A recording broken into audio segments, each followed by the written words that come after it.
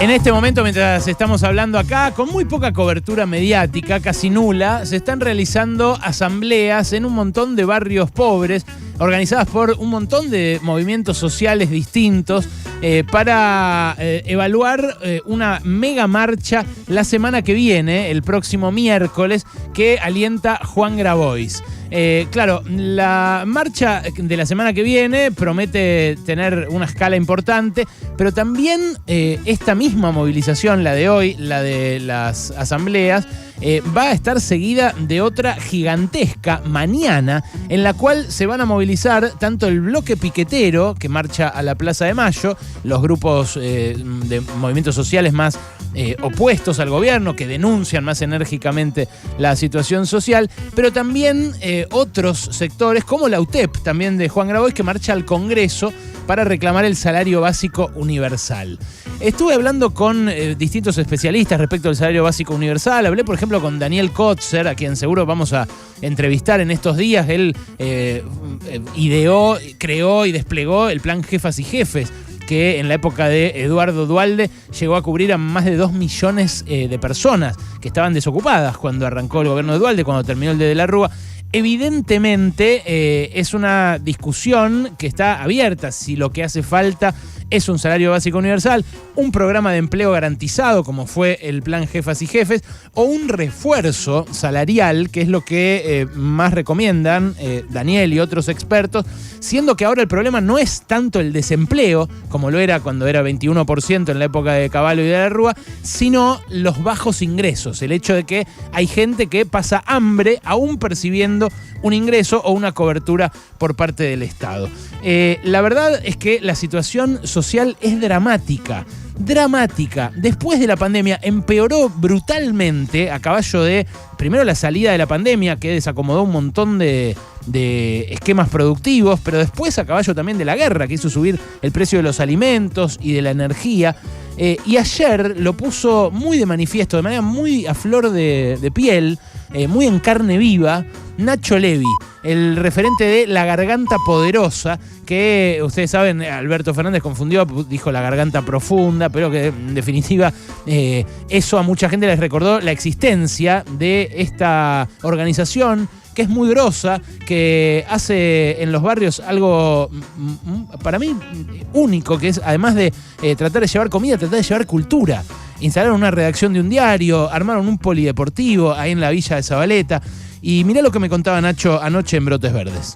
Hay una realidad que es realmente preocupante en carne viva en los barrios populares, en el último escalón de la pirámide económica, y que no asoma en las discusiones de la Realpolitik. Nos parece que hay que poder poner esa realidad arriba de la mesa para que la política discuta con la realidad y no con la política. Los fundamentos del salario básico universal están ahí, en esa realidad que por A o por B, o por el juego a la derecha o por la derecha en sí misma, terminamos poniendo detrás de escena. Ahí, abajo de esa basura, ahí están los fundamentos del salario básico universal. No es una discusión entre cabezones de la política. No es algo que va en detrimento del laburante que está del otro lado, quien está enfrentado partidariamente. Esto nos interpela como sociedad. Cuando él dice abajo de esa basura, se refiere al barrio El Vertedero, que es un barrio que está en las afueras de Paraná, la capital de Entre Ríos, donde 300 familias se turnan para ir a buscar en la basura que depositan todos los días los camiones municipales su comida. ¿Ok? O sea, 300 familias van ahí, sacan algunas cosas que venden, cartonean, pero sobre todo sacan su sustento, su comida, comen de la basura. Ese barrio, El Vertedero, es réplica de miles de barrios a nivel nacional, pero tiene una particularidad: creció 40% desde antes de la pandemia. O sea, la gente que se vio empujada a comer de la basura en ese lugar, en Paraná, la capital de Entre Ríos, es 40% más que la que había antes. Es una realidad que se repite en todas partes, porque hay 4 millones de indigentes en la Argentina, 4 millones de personas a las que no les alcanza para comer, que a pesar de percibir la asignación por hijo, a pesar de que, en algunos casos algunos municipios arbitran distintas formas de bolsones, de asistencia y demás, saltean comidas. No comen, no perciben las calorías suficientes para que el cuerpo se desarrolle.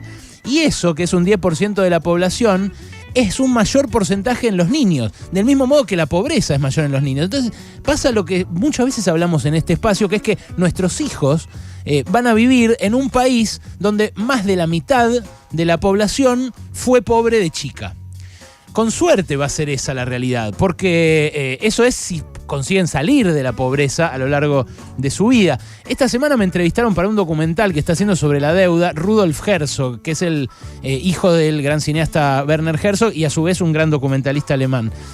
Me preguntaba sobre la deuda y me entrevistó ahí en Puerto Madero, porque ahí está la fragata Sarmiento, que es parecida a la fragata Libertad, que embargaron en su momento. En fin, yo estaba hablando de la deuda y le dije que Argentina tenía mucha gente pobre.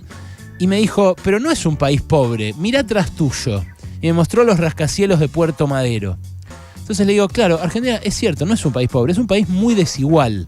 Así es toda Latinoamérica, pero Argentina no estaba acostumbrada a esa desintegración social hasta hace 40 años o un poquito más, cuando la dictadura impuso su modelo a sangre y fuego. Estaba acostumbrada a tasas de pobreza del 5%, del 10%, tasas de pobreza que no tienen nada que ver con las que después se normalizaron, a pesar de que Menem mejoró un poquito de la hiperinflación de Alfonsín, de que Kirchner y Cristina mejoraron un poquito del crack de la convertibilidad. Cada crisis nos deja en un escalón más bajo.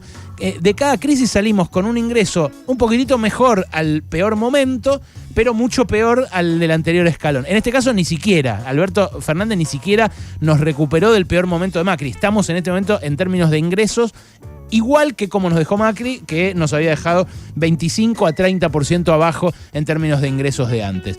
Ese gobierno anterior, del gobierno de Macri, un gobierno de derecha, inició muchas causas contra los movimientos sociales que ahora se van a movilizar, tanto hoy como mañana como la semana que viene.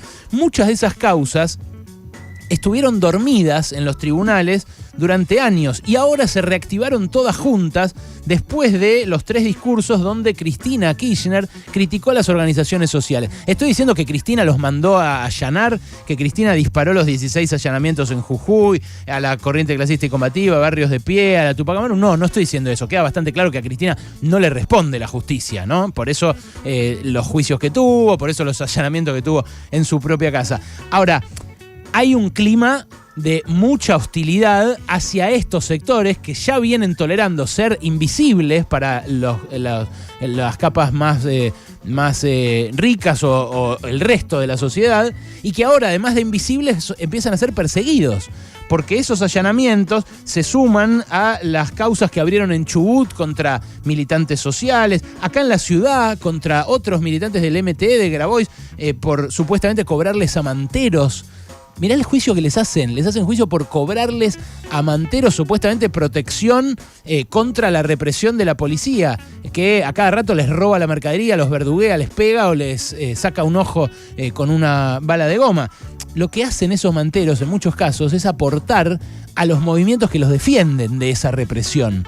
Pero claro, esos movimientos ni siquiera pueden tener un aporte sindical como sí tienen los sindicatos, porque son empujados a la marginalidad por el propio discurso de la política. Es como dice Nacho Levi, la política habla entre sí, hablan cabezones de la política. Nadie cambia la realidad. Y estos aprietes contra los movimientos sociales, este discurso en los medios en los cuales todo el mundo habla mal de los gerentes de la pobreza, de los tercerizadores de la ayuda social, lo que hace es calentar un peligroso caldo de cultivo en vísperas de estas movilizaciones, porque pasó en 2002 ya que gigantescas movilizaciones sitiaron la ciudad de Buenos Aires, pusieron en evidencia a esos pobres que los demás muchas veces elegimos no ver, y los terminaron matando, los cagaron matando. Los mató Duhalde, los mató la CIDE de Carlos Rodríguez de ese momento, los mató Juanjo Álvarez, los mató la bonaerense de Felipe Solá, los mató Aníbal Fernández también como funcionario del gobierno de ese momento.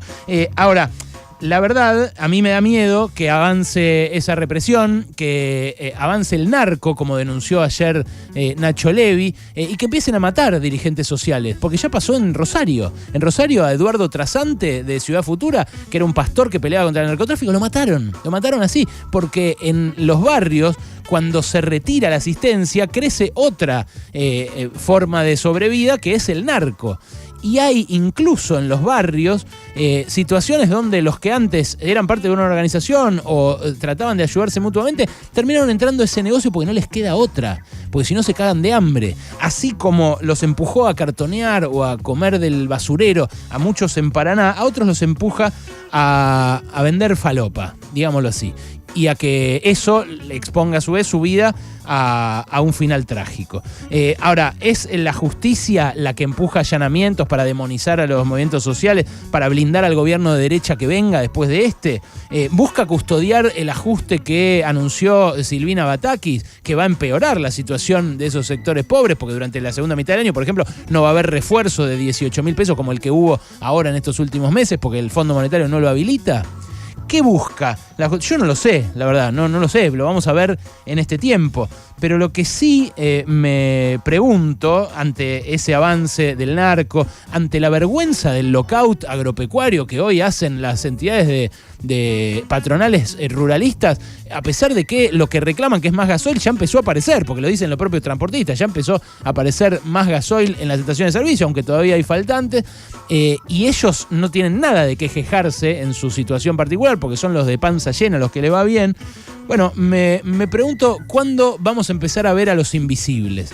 ¿Qué hace falta para que nos resulte tan raro como al alemán que me entrevistó a mí, que existan villas como la 1114 en la ciudad de Buenos Aires, que es la más rica de la Argentina y que tiene un PBI per cápita como el de Bélgica? ¿Para qué quieren gobernar si no es para cambiar esa realidad?